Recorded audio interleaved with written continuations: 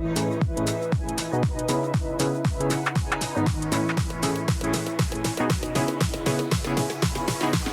hey, Hannah. Hey, Joe. How's it going? It's going great. It's good to be back. Talk a little bit more about why High Point's an all-American city. I know. Yeah, it was this one. This one is really interesting because I think that it was it's something that has been needed for a while in the city of High Point, and that is Thrive High Point, which is an initiative of Business High Point Chamber of Commerce. But it goes back to 2021 is when it really came online and on board under the chamber, and it's a minority entrepreneur initiative, and so I'm sure you were in a lot of conversations kind of hearing about that. What have you seen just in the short 4 years that it's been online that it's done? Yeah, well, I mean, I think what we've seen was we knew that there was some demand. Yeah. We happened to create Thrive right when I think as a country we were seeing a massive explosion in small business and entrepreneurship when and the Great Resignation, right? Like people are leaving corporate jobs, they're trying to figure out what to do, pandemic is going on. Thrive gets created really just ahead of that curve, which was wonderful for High Point because when people were really coming out looking for that support, we already had the infrastructure for Thrive. And, I think they thought they'd get 50 businesses in the first year or something, and it was like 100 and something in the first year, and then 300, and now they're well over 500. Well over, businesses, they're weekly interacting with 50 or so businesses. Yeah. Just deep engagement with people that need technical support. They're providing grants for people that really need some capital investment, creating a community of entrepreneurs, because I think that's a lot of it too. See so many people coming out to the Working Wednesdays at Congdon Yards. And it's interesting because you'll see entrepreneurs coming together, and then you'll also see bankers that are there to support them, which is often the huge gap is, I have a great business idea, but is it bankable? Yeah. And really having somebody show up to help you get there is huge.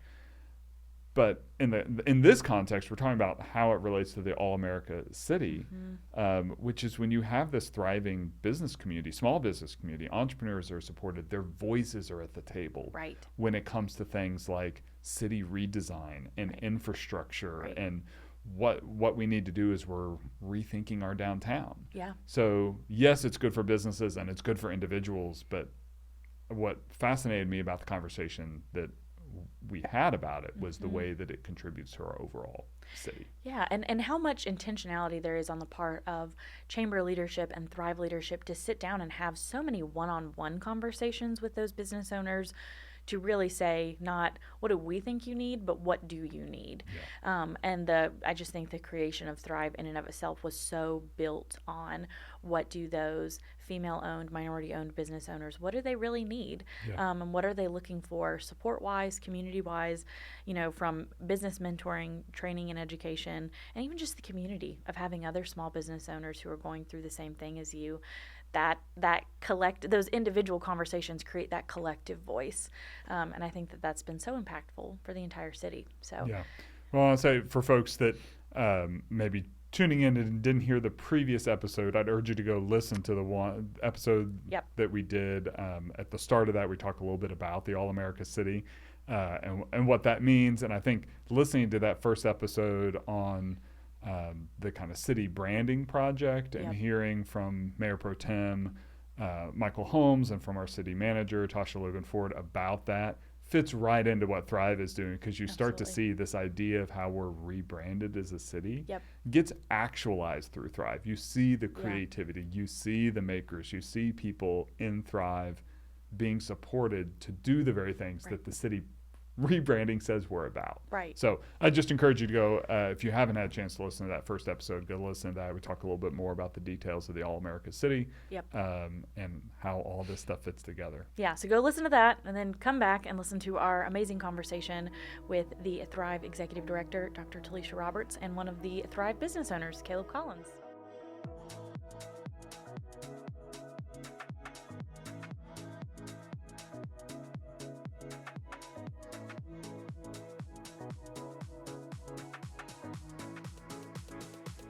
Good afternoon, Dr. Roberts and Caleb. It's so good to have both of you on High Points Voices Discovered. Yeah. Thank you for having us. Yeah, absolutely. So we are wrapping up this mini-series on the All-America City designation that we got this past year, 2024, and both of you were huge parts of that presentation that we got to present in Denver. So we have spoken to our city manager, Tasha Logan Ford, our mayor pro tem, Michael Holmes. So we want to hear about Thrive. We want to hear about all the great work that's happening with Thrive and how that factored into kind of that story of how community voices are shaping the narrative of our city.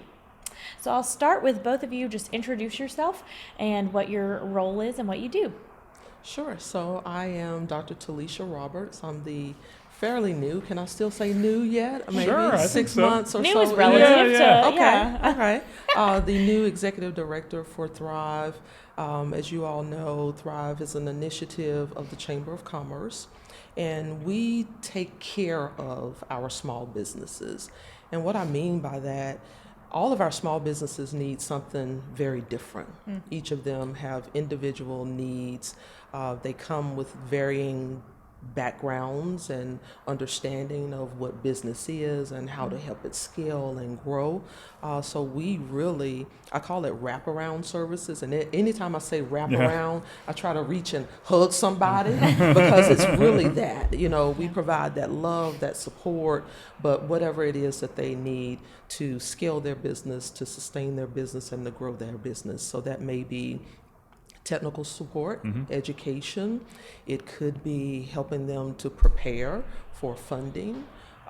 It could be helping them to prepare for scaling. We have businesses that are startups and they're just getting started and writing a business plan and creating what those business models are, to they've been in business for many years and they're looking to start a different business or a second location in a different area of High Point, and then everything in between. Wow. Great.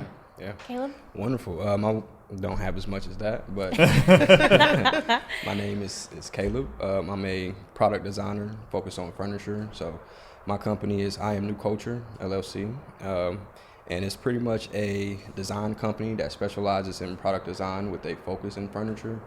And so I really got into that by really being, surrounded by the inspiration here in High Point. Really with us being the furniture capital of the world.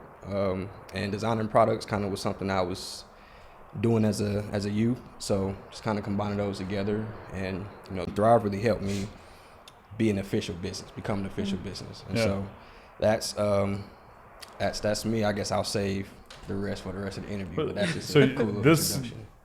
You do furniture product design, and that started as a passion in high school? Well, before that. Before that?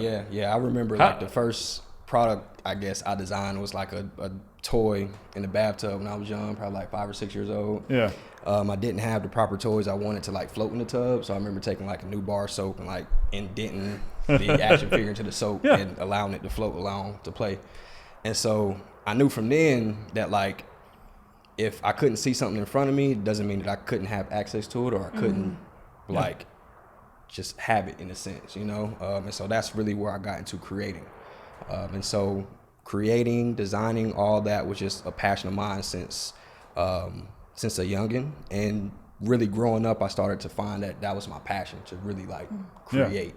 And so kind of just like looking around, seeing where I was going to take that, I started designing different products, and the products kind of like corresponded and coexisted with furniture. Okay. And so it was at a point in my life where I had to decide, do I want to add that as one of the products that I was going to design as well, or just find someone else to do it for me? And I was like, I already come this far, so why not continue to go? So I just started to learn how to design furniture, and here I am. Wow. Well, and I mean, passion itself isn't a strategy, right? It's an important thing. It's good to have, but like converting from something being a passion to something being a business. Yeah.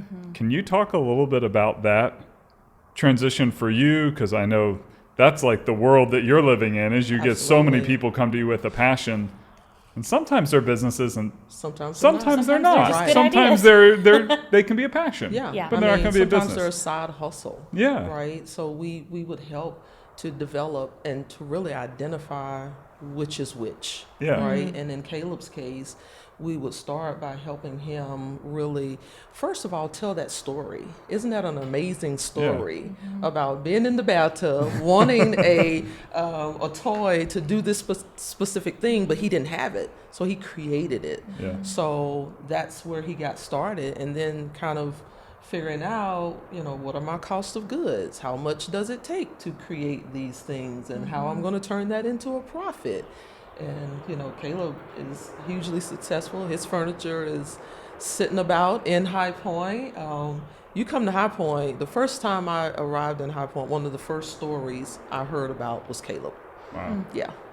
Caleb, what were some of those, I don't know if they're pinch points or obstacles along the way in that conversion from passion to business that looking back, you're like, that's why Thrive's here. Like, as you encounter other people, you're like, oh, you need to go to Thrive. Like, can you think of some of those? Yeah, because I don't really come from a entrepreneur type of family type of deal. So I didn't know what I didn't know. Yeah. Right. So I feel like Thrive really allowed me to have access to be educated. Right. And so that transition to take my business from a passion to an actual business was a little difficult, because from the outside looking in, I just thought, okay, here's something that I have a passion about, something that, I'm doing. Yeah. Just give it to the world and they'll, embrace it. But it doesn't happen like that. It really doesn't happen like that. There's so many aspects and so many pieces that go into like making a business that if you do not have the insight or the access to gain that insight, you will be lost, running in circles, and exhausted before you even get to step 8 in the process. So with me, it was really, at first, it was doing what I felt like I knew I needed to do. And that was have a product to let people know, hey, I want to take this product and I want to sell it. And from there, I want this to be the business. I want to be able to create my products and sell them. Right. And so I did everything I could on my end that I knew that I could do. And that's designing, that's going to locate manufacturers, that's going to locate fabric, to see, what's all out there for me. And I can piggyback off that a little bit, because why Thrive is so important. This started long ago. This started like 10, 11 years ago. But I started my search in High Point for the resources, and they were not there. They were not in existence at the time. So with me taking my products, or with me designing my products, I thought, okay, if I don't have a market here, let me just go and find my market. So I moved. I packed my stuff up and drove across country to move to California. Yeah. And so I lived out there for a few years, just really kind of figuring out the market, really meeting with different people, seeing like how to scale products and things of that nature. Spent my time over there, did my things over there, but I came back over here with a complete product ready to have the resources, or ready to access the information that I need to take my business to the next level. And it just so happened that the time that I came was perfect timing.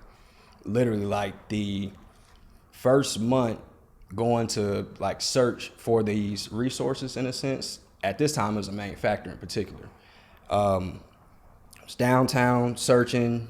Everybody was telling me, hey, this is a good product, but we can't do it for you. It's a good product, but we can't do it. Yeah. So instead of giving up, I just said a little prayer to myself, and just felt in my spirit just to sit, be still, and just research. So took out my phone and started researching, and lo and behold, down the street, Plant 7 was opening up literally like in a couple of weeks. So I was like, okay, it's not a couple of weeks, but let me just go down here. Went down there, and Justin Stab and so you ran into Justin? were there. And it wasn't even open yet, but they were there just, going over the place, getting ready for the next day. So that can just kind of tell you, like, and show you how, like, I feel like a lot of things were just aligned for me, right? And listening to my spirit to come back home to the furniture capital of the world, because I was talking to my mom, explaining, she was like, well, you left the furniture capital of the world. And it was just like, all right, let me go back and give it another shot.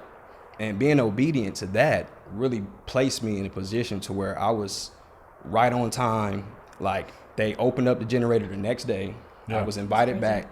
That day that I was at the generator, I heard a voice call my name, turned around. It was my friend at that time, Councilman Cyril Jefferson, right now, Mayor Cyril Jefferson. And that was my first time seeing him since coming back.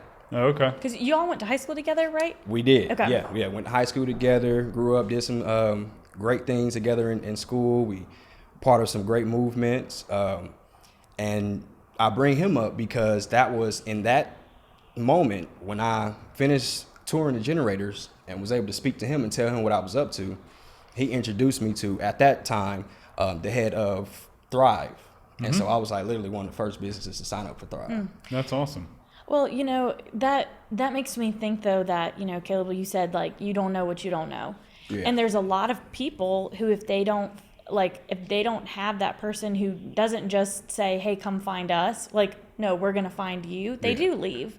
And so then we get this big gap of these amazing entrepreneurial opportunities that leave the city of High Point because they don't see that open door here. And I think that that's one of the beautiful things about Thrive is you're going to find those people and say, no, we want you to be here. We need you here in the city. So Dr. Roberts, can you talk a little bit about, I guess, some of those like tangible, practical things that Thrive is doing to make sure that the other Caleb Collins in the world that may be leaving don't leave and that their businesses and ideas stay here? Absolutely. So one of the things that we do, which is kind of something that had already been happening before I arrived, is what we call our co-working Wednesday. So every Wednesday from 10 a.m. to 12 noon, we sit right in the Commons, and it's an open call, if you will, for any business that wants to come by, and people bring just a myriad of things that they are working on or problems that they have, or I'm trying to get started and I don't know how to get started, or I don't even know the questions to ask at this point, right? And so they get that one-on-one attention, and we usually have some checklists and things of that nature. Okay, this is what we need to start working on so we can really get them kind of focused. Because being an entrepreneur, there's so many things that you have to consider, right? You're not only making the product, but you are now the marketer, you're selling the product, you're doing logistics and all of the things, and it can be overwhelming. So we really help people kind of streamline processes, put processes in place to make things easier, to make things faster. So that's something that we do every week. You can just stop by. And we get people that come in for the very first time hearing about Thrive and hearing about Co-working Wednesdays, just coming to experience Thrive for the very first time. We have a lot of different workshops and things. We have one right now that's called Perfect Pitch, and that's where our Thrivers are learning how to talk about their businesses in different places and spaces so they can really communicate what they do, the products and services that they have, and how they could collaborate with others. We have things that are a little bit more practical with regards to insurance, what types of insurance you should have, you know, how much is too much, you know, making sure you have the proper insurances for the things that you're doing.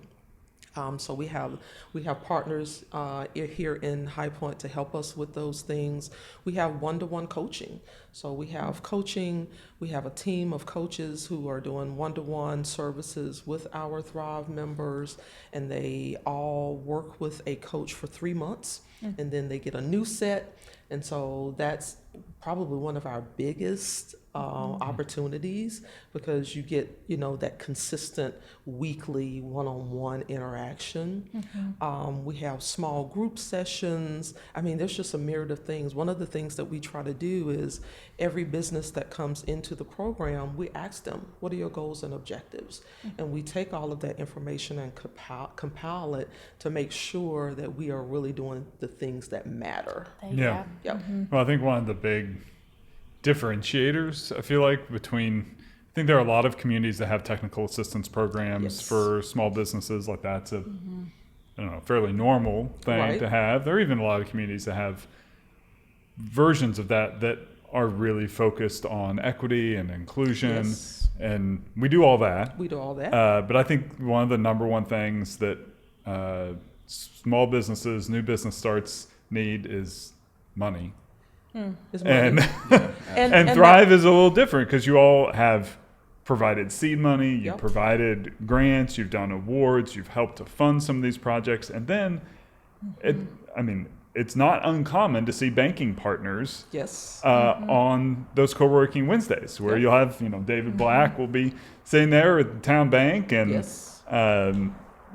Here are local banking partners who Thrive has developed a trusting relationship with. Yes. So you can provide a warm handshake for people who otherwise maybe don't have any experience at all in the traditional banking world. Right. And maybe traditional banks wouldn't give them a shot Exactly. if they didn't come with the kind of Thrive endorsement Exactly. of that they're worth it. Absolutely. And I do think that is substantially different It is. from what other communities It offer. is. We help build those business plans to make sure that our businesses are fortified with all of the things that banks are going to look for. Right. Right.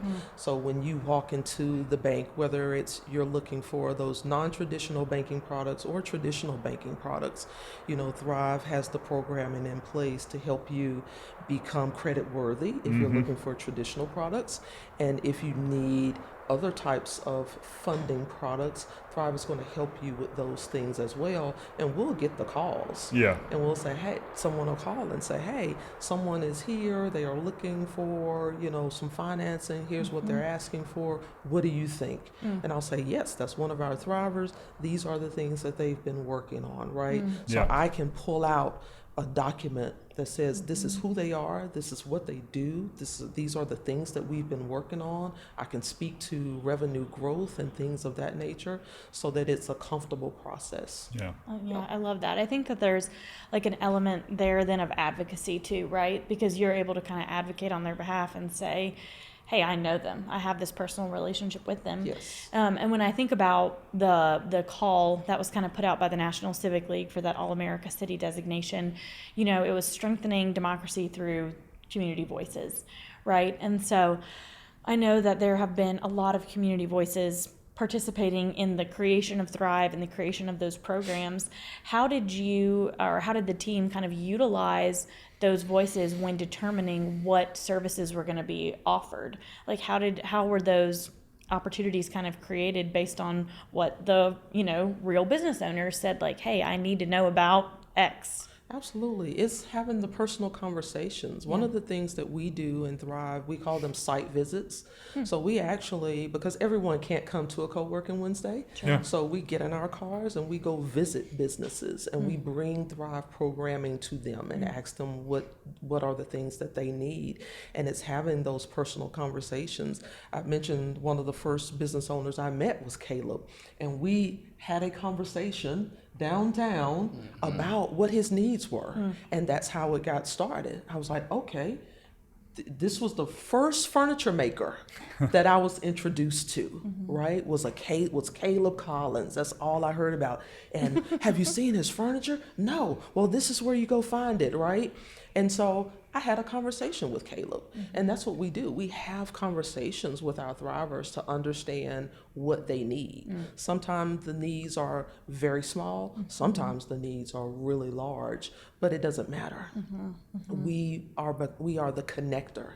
Sometimes Thrive cannot help with the need, but I'll call Joe or I'll call my boss, Rachel Collins, and I'll say, this is what we need. This is the problem that we have. Can you help?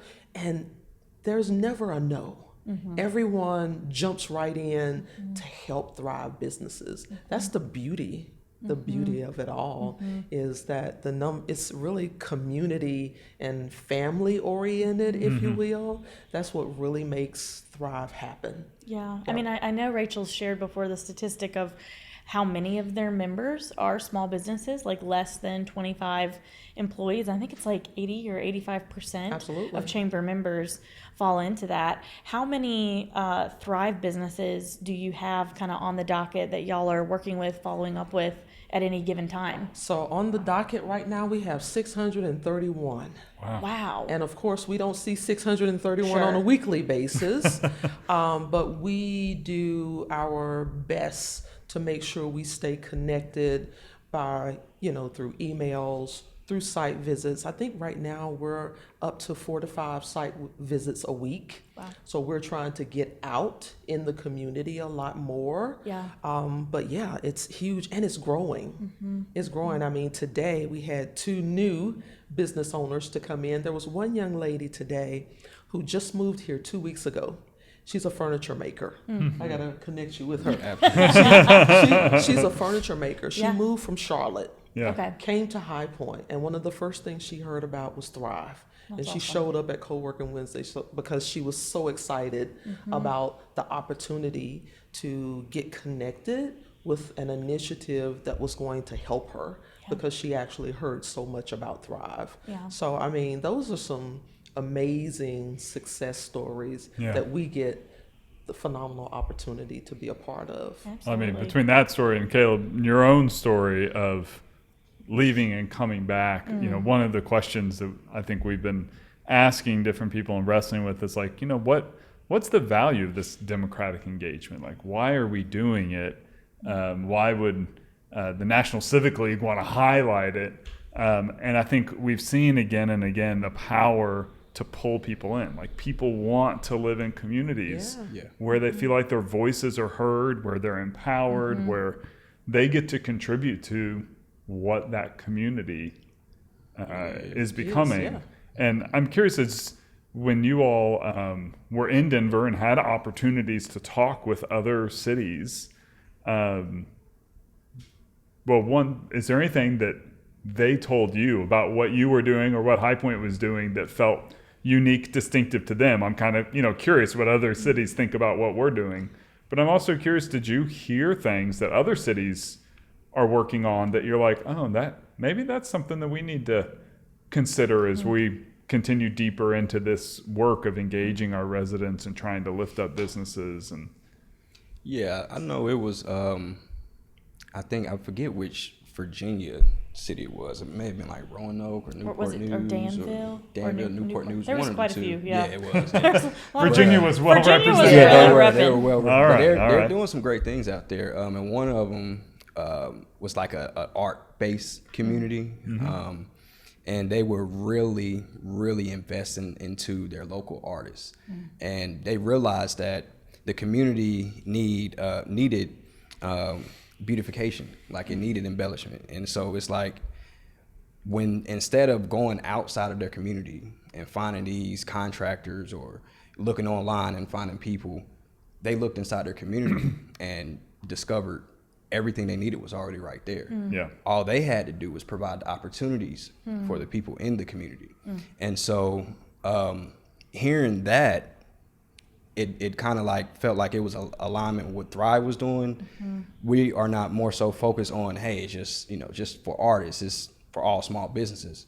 But I do believe that we are kind of going in that direction as well, as like providing those opportunities, like looking around and seeing like, okay, we need this for the community, we need that for the community.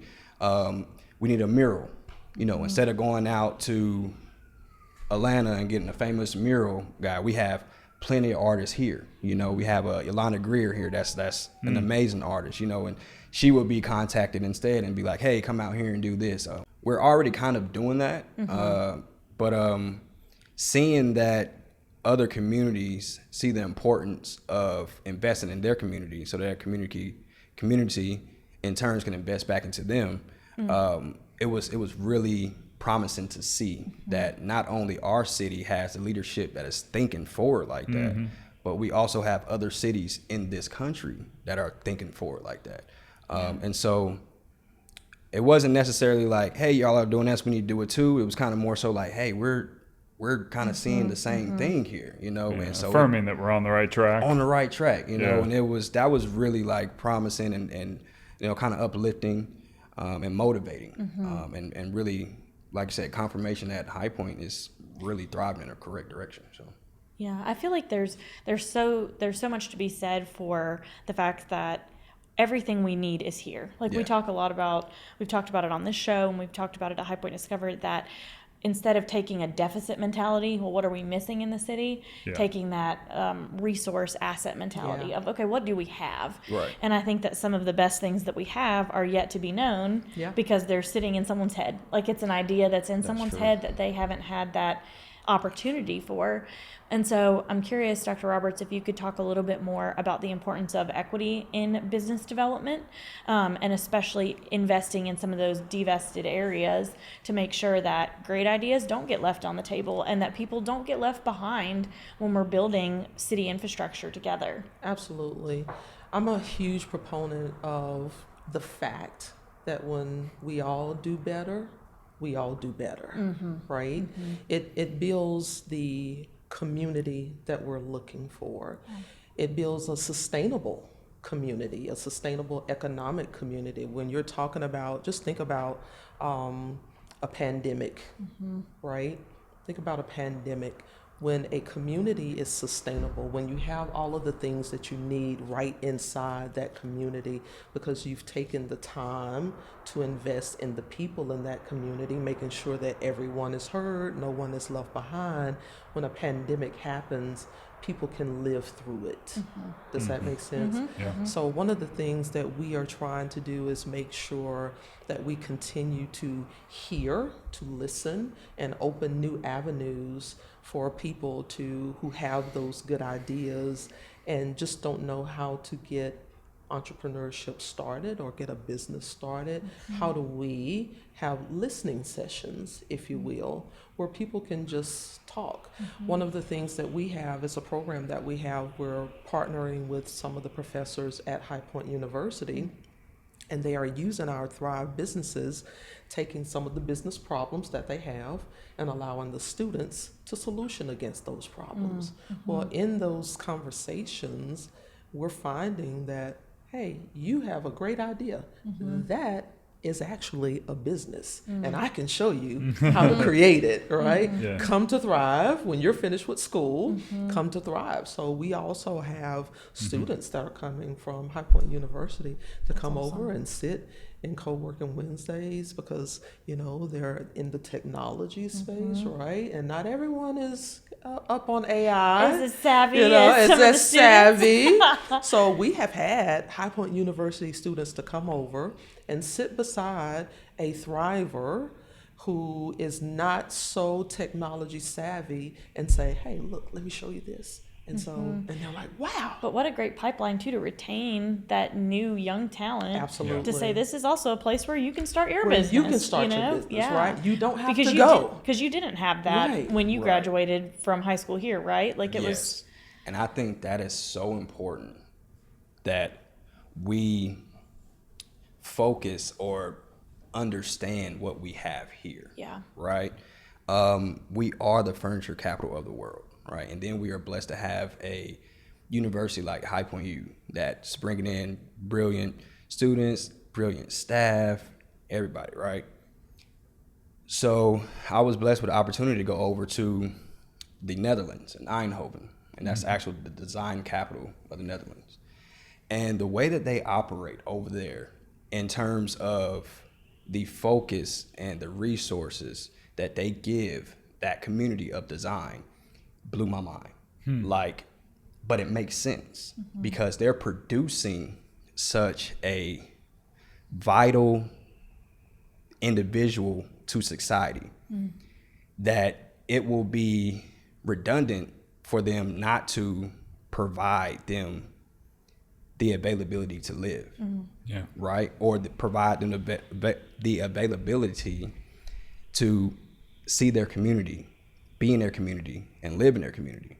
And so what they would do, they would graduate the students, but allow them to jumpstart their career there in the community. And so coming back over here, it opened my eyes to a different perspective, right? Thrive was really was here at the perfect time and is implementing the perfect things for small businesses and for this time that we're in, because a lot of us, like I did before, are not waiting for our communities to catch up. Yeah. We're going to the where place that'll meet your needs. where they're ready for me. Yep. So Thrive at this time coming in when a lot of our youth were starting to look around and say, hey, what is it here for me to do, was just perfect. Because now students can, like we say, the pipeline and High Point U, now they can come and sit in to some Thrive meetings, come to some of the events and see all the possibilities that are right here. They don't have to go overseas. They don't have to go across country. They don't have to go to a different state to jumpstart what they want to do. And that is vital in community growth, because now we are products of our environment, and we can say that in a positive light. So I really do. I think what we have going on here in High Point is a lot deeper, but it's the perfect timing, because it's exactly what we needed to build a community that we all know we deserve. And we get an amazing opportunity to be forward thinking, right? Because when you're talking about, students and that pipeline, they're already thinking way, 10 years out, right? This is what the technology is going to look like. They are already marrying technology with furniture design and other industries, other businesses, and creating net new opportunities. So what you can do is you bring those things to Thrive, and what we do is help you build a business based on those things, right? How do you then create income, create revenue by doing these things?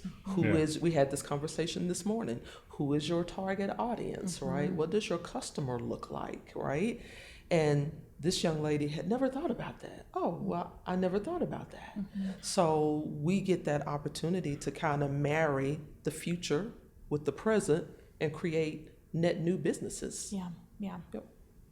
Wow. And I think that just also changes the entire economic landscape of a city, right? I mean, talk a little bit about that. What does that mean for like relocators, for tax basis? Like I know that's not that glamorous to talk about, but how does a community with thriving small business, like how does that benefit everybody?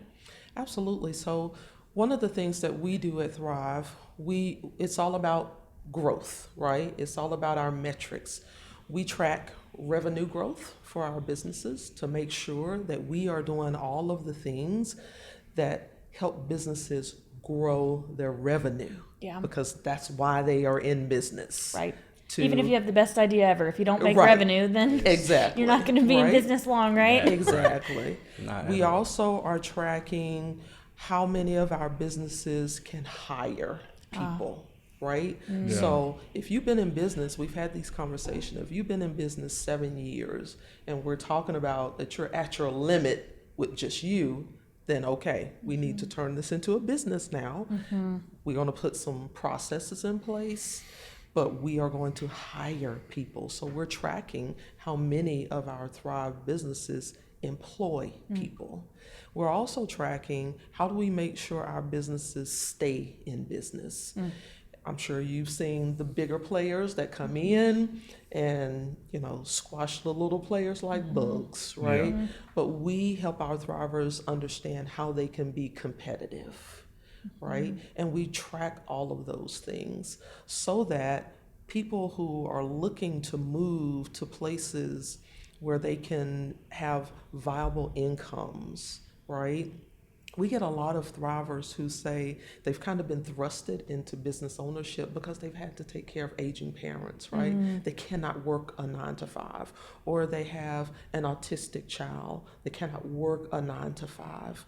They are going through crazy life things, right? So life has sent them into business ownership. Alternative streams of, Exactly. So we really try to wrap our arms around those folks because there are no other options. Yeah. So we hope that through our program, like Thrive and others, that we can help people to really think about alternatives to traditional employment. Yeah. We don't all have to work for someone, right?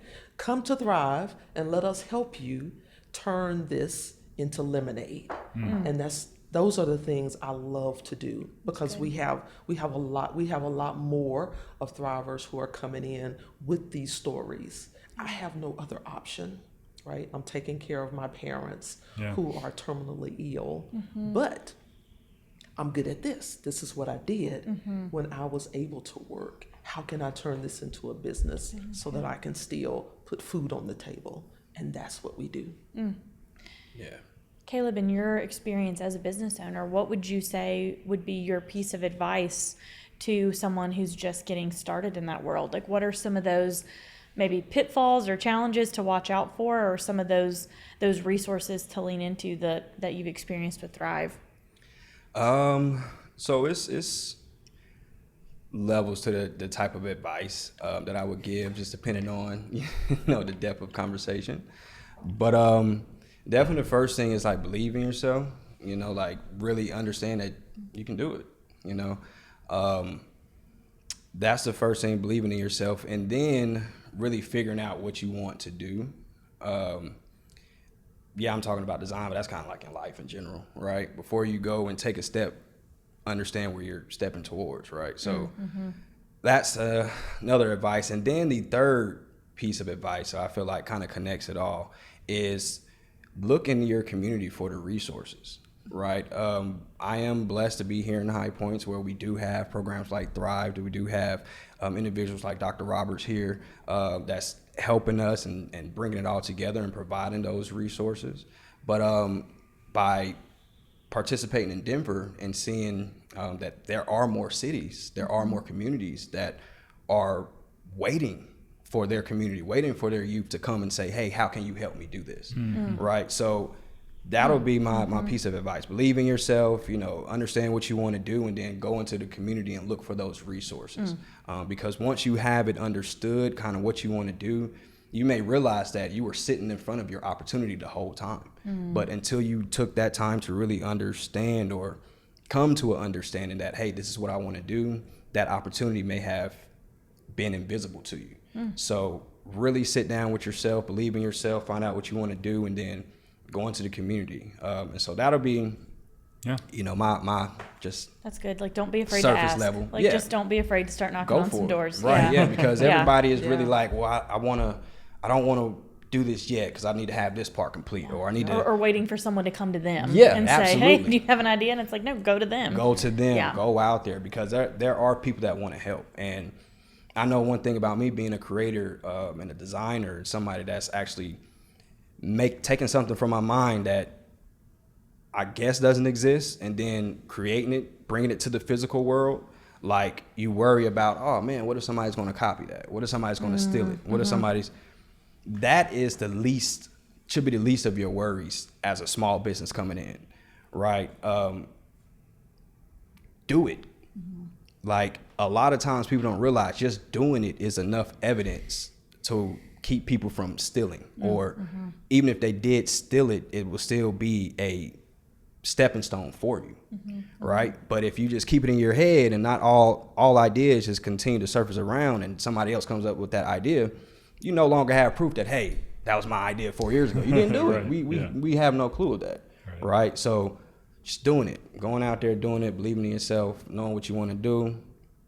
It's really out there for us all. Yeah. I mean, it's clear talking to y'all why, when you were writing the application for the All America City Award, when the city was trying to think what exemplifies democratic engagement, what exemplifies these standards, that Thrive came to mind. I mean, just the breadth of engagement across the city. I think we've seen in each of the conversations we've had about the All America City that democratic engagement is not, throwing a question out there and letting people respond if they want, but it's really active, intentional work to reach people where they are, lift up voices that aren't always heard, and that it takes intentionality and it takes work, and it doesn't just happen because you sit in the Commons on Wednesdays. Right. People don't just come to you because you sit in the Commons. Exactly. There are emails and prompts, and Caleb saying to his friends, you need to go on Wednesdays, right? You need to go, you need to be there, right?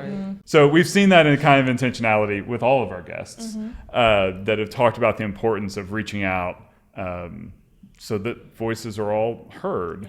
And so my question for you, the city has received this All-America designation. For you all, what does that mean for us as a city now? And as you kind of look to the future, what does that award mean? Yeah.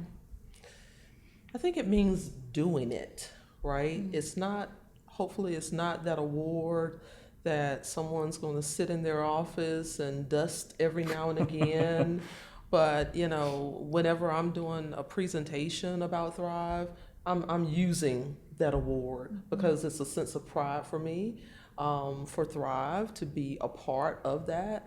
But it's living it every day, right? Which is why we don't sit here every day and wait on people to come to us. We are going out to events. We have one tonight, right? Where we're going out and we're talking about, Thrive and some of our initiatives. And it's really living what we are standing for. It's living it day to day. So I hope that we continue, to just live it and often have ways where we can come back to the table and say, okay, we're doing a great job here. What are some other things that we could be doing great? Where are we missing the mark? Is there another mark? Or, and ask other people, right? Bring some of the students from HPU to the table and ask them. Sometimes I don't know what I don't know because I'm so busy doing these things that oftentimes until I have a conversation with someone who is not busy doing the things, they will uncover new things. I'm like, oh yeah, I need to be doing that as well. Yeah. So hopefully this designation that we have sparks a curiosity for us to always be thinking about how we can be better. What are the new opportunities for us to be better? Because I think there's always something that we can be doing to be better. Yeah. That's great. Absolutely. I kind of second that. It does kind of give the city a little pride, lets us know that not only do we feel like we're heading in the right direction, but we kind of have that confirmation, and we're a part of something bigger than ourselves. It starts in our community, but we make the change here so then it can spread throughout the world, right? And going there and realizing that 20 were nominated, 10 were selected, that's still, a small fraction when it comes to the whole country, but that's still change being made. Yeah. That's still progress. So for us to be a part of that progress lets us know that like High Point is heading in the right direction. We have the right leadership in place. We have the right ideas being explored. We have opportunities. It's here. Now it's one of those things, like you said, you have to go and apply yourself. That's with anything, but the All-America Award really lets us know that, hey, what you're doing so far, we approve of it and we appreciate it. So that's kind of the pride that we can walk around saying we're from High Point, that it provides us. I love it. Yeah. I love it. Well, thank y'all so much for being on today. I think Absolutely. that we've like Joe said, we've really seen the way that Thrive has engaged such a big portion of our community and given voice and opportunity. And I'm just so excited to see all the future opportunities that are going to come from Thrive. Absolutely. Thanks, y'all. Thank you for having us. Well, that was a great conversation. Learned a lot as always. Yeah, inspiring because, I mean, Caleb's story is so amazing that he grew up here, had this experience of not knowing how to start, and came back at this time when it was just primed and ready to welcome in entrepreneurs such as himself who are doing this amazing design work. So yeah, it's really I mean, incredible. I'll also link his stuff below because I mean his work is really beautiful. Yeah, you need to see it. Yeah, absolutely. Yeah, and I mean to anyone out there who's looking to get involved in Thrive, a great entry point to that is their Co-working Wednesday. That happens every Wednesday in the Commons at Congdon Yards. There's just so much synergy happening, great brainstorming. Dr. Roberts is usually there, so if you're interested in joining Thrive and just want to learn a little bit about what that looks like, it's a great entry point. Yeah, so join Thrive, get engaged, and listen to our next episode where we deep dive into the Greater High Point Food Alliance and their role in the All-America City. Yeah, That's great. Alrighty. Well, thank you to our guests for being on the show, Dr. Roberts and Caleb. We appreciate y'all. And thank you, Joe, for being here, as always. Love it. And thank you to our technical producers at Captivate Media for the great work that they do. And we'll see you next time.